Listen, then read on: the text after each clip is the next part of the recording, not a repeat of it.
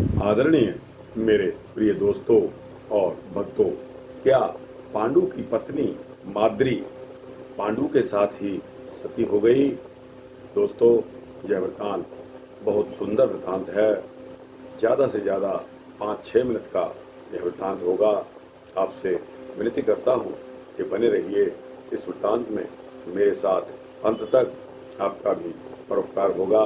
दोस्तों, पांडु की मृत्यु किन हालात में हुई यह तो आपको मालूम ही होगा। दोस्तों, पांडु जब अपनी दोनों रानियों यानी कुंती और माद्री के साथ वानप्रस्थ आश्रम में रह रहे थे, दोस्तों इनके साथ 5 पुत्र भी थे। उनके तीसरे बेटे अर्जुन का 14वां जन्मदिन भी था। इसलिए हवन इत्यादि अनुष्ठानों के पश्चात ब्राह्मणों को भोजन कराया जा रहा था और कुंती उस भोजन वितरण में व्यस्त थी। उधर कुटिया में माद्री को अकेले देखते हुए पांडु ने उसे आलिंगन में ले लिया। माद्री ने उन्हें ऋषि के शाप की याद भी दिलवाई, परंतु उस समय पांडु कुछ भी सुनने को तैयार नहीं थे। वे तो बस माद्री पर अनुरक्त थे। इसलिए माद्री के पास जाते ही वे निर्जीव होकर जमीन पर धड़ाम से गिर गए। शाप के प्रभाव से पांडु की मौत हो गई। पांडु की मौत पर माद्री जोर जोर से विलाप करने लगी। उसका करुण क्रंदन सुनकर कुंती कुटिया में भागी। वहां का दृश्य देखकर वह सकते में आ गई।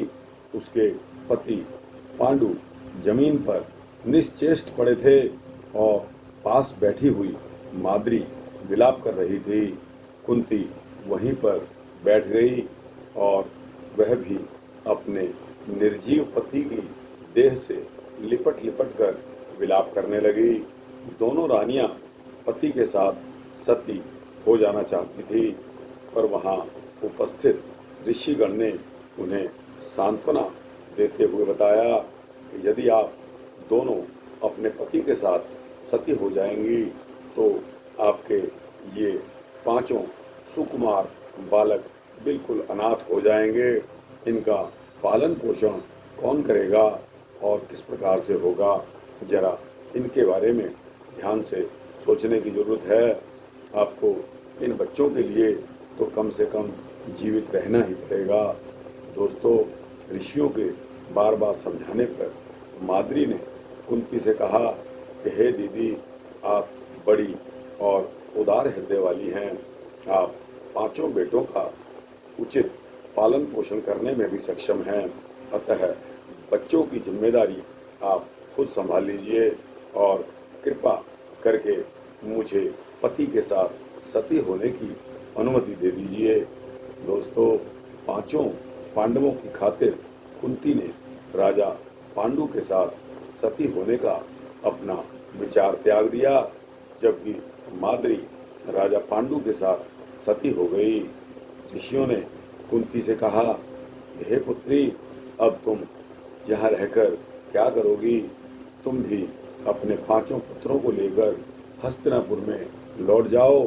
कुंती को ऋषियों की सलाह बहुत अच्छी लगी, इसलिए ऋषियों की बात मानते हुए वह अपने 5 पुत्रों सहित अपने हस्तिनापुर वापस लौट आई। तो दोस्तों, यह वृत्तांत यहाँ संपूर्ण होता है। आपको अच्छा लगा हो तो आप इसको लाइक और शेयर करते हुए अपने दोस्तों, भक्तों, मित्रों, जिज्ञासुओं को अवश्य भेजना। दोस्तों, इस चैनल को सब्सक्राइब करेंगे तो आपको इसी तरह के भक्ति वृत्तांत देता रहूँगा। दोस्तों, कोई गलती हो गई हो तो कृपया